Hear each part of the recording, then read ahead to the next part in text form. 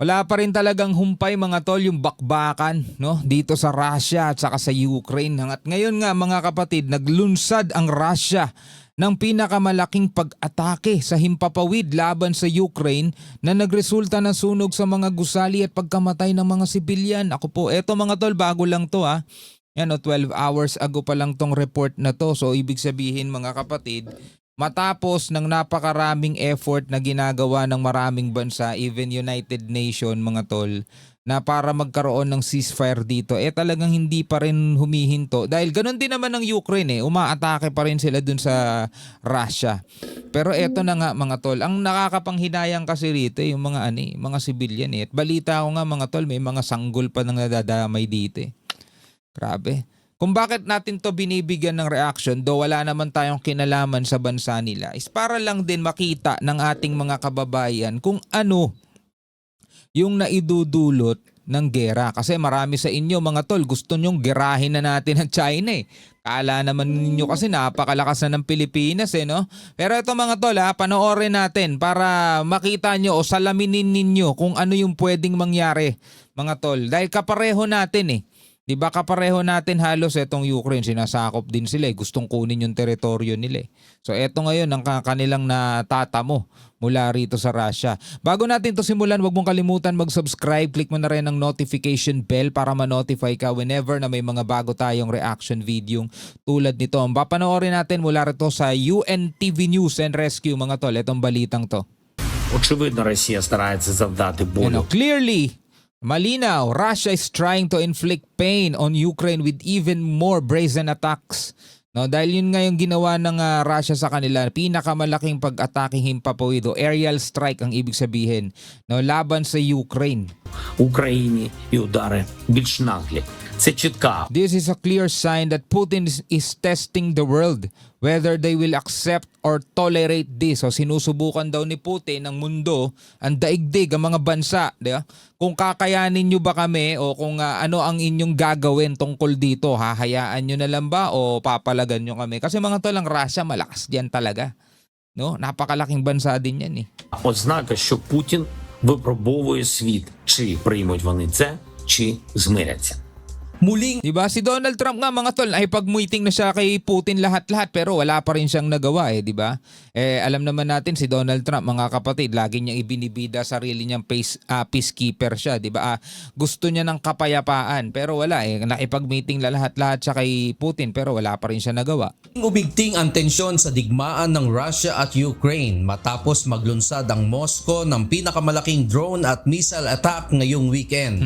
Nasunog ang pangunahing gusali ng pamahalaan sa sentro ng Kyiv matapos tamaan ng Russian drone strike ayon sa mga ulat ng Ukrainian officials. Wala talagang kapayapaan at katahimikan doon, no? Kawawa yung mga civilian dito 4 ang nasawi, kabilang ang isang sanggol. Oh, kita nyo na? Yun yung sinasabi natin mga kapatid, di ba?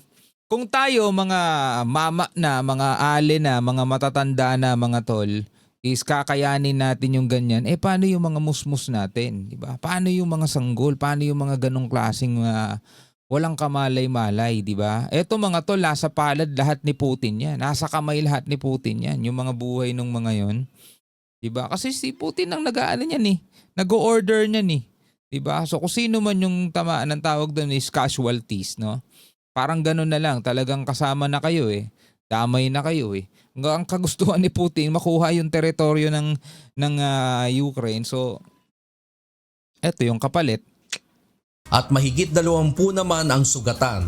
Malawak din ang pinsala sa iba pang lungsod gaya ng Zaporizhia, Kryvyi, Odessa at maging sa Sumy at Chernihiv regions. Alam naman natin malakas din ang Ukraine at sinusuportahan din yan ng mga bansa.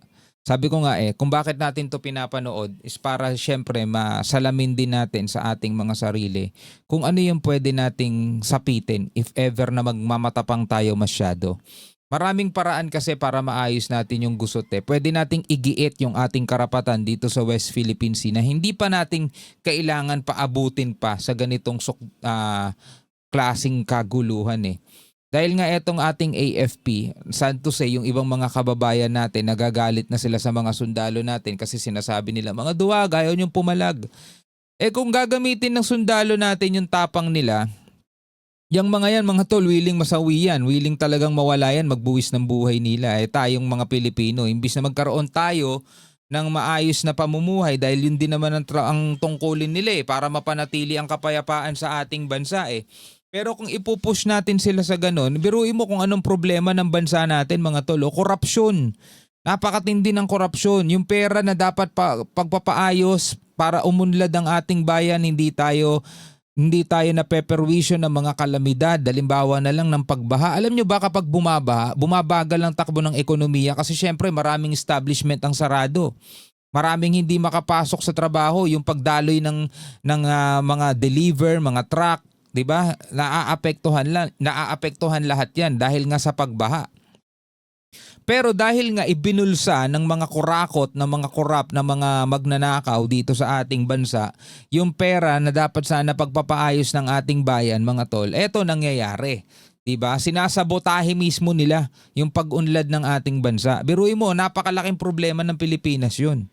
Diba? Imbis na sana gagamitin na rin yung ibang budget para sa pagpapalakas ng ating sandatahan. Wala, kakaltasan pa nila, tas ilalagay nila sa ganito, ilalagay nila sa mga unprogram, ilalagay nila sa kung saan nila pwedeng ilagay para makuha nila mga tol. Biruin mo yung budget mismo ng ating sandatahan, kakaltasan nila yon. Yung mga proposed budget ng ating AFP, hindi nila ibibigay ng buo, kakaltasan nila para makuha pa nila yung porsyentong yun. Grabe mga magnanakaw dito sa atin mga tol. Tapos paano tayo lalaban kung ganyan, di ba? Imagine yung mga tol, nakikita nyo kung ano nangyayari sa Ukraine. Hindi lang dyan pati sa ibang mga kaguluhan sa ibang bansa. Ayon kay Ukrainian Prime Minister Yulia Syrydenko, ito ang kauna-unahang pagkakataon na tinamaan ng Russia ang gusali ng pamahalaan ng Kyiv. Syrydenko Юлія знаходиться тут. I am now in the building of Ukrainian government for the first time since the start of full-scale Будівлі уряду, де ворог вперше за час повномасштабної invasion. Russians struck our government headquarters in the center of Kyiv. війни влучив у будівлю уряду в самому центрі міста Києва. Anya, malinaw din itong senyales na hindi handa ang Russia na itigil ang digmaan. Kaya muli rin itong nanawagan ng tulong sa mga kaalyado para higpitan ang sanksyon laban sa Russia. Wala may gusto nga ang Russia Ang gusto nila mga tol is isuko ng Ukraine yung kanilang ilang teritoryo. І все виглядало таким чином, що Росія не готова і не прагне миру, не готова до перемовин. Тому у мене заклик до наших We call our partners to help close our sky. Let's strengthen sanctions against Russia. Yun ang sabi rito ni Prime Minister. партнерів. Допоможіть нам закрити небо, давайте підсилимо санкції проти Росії.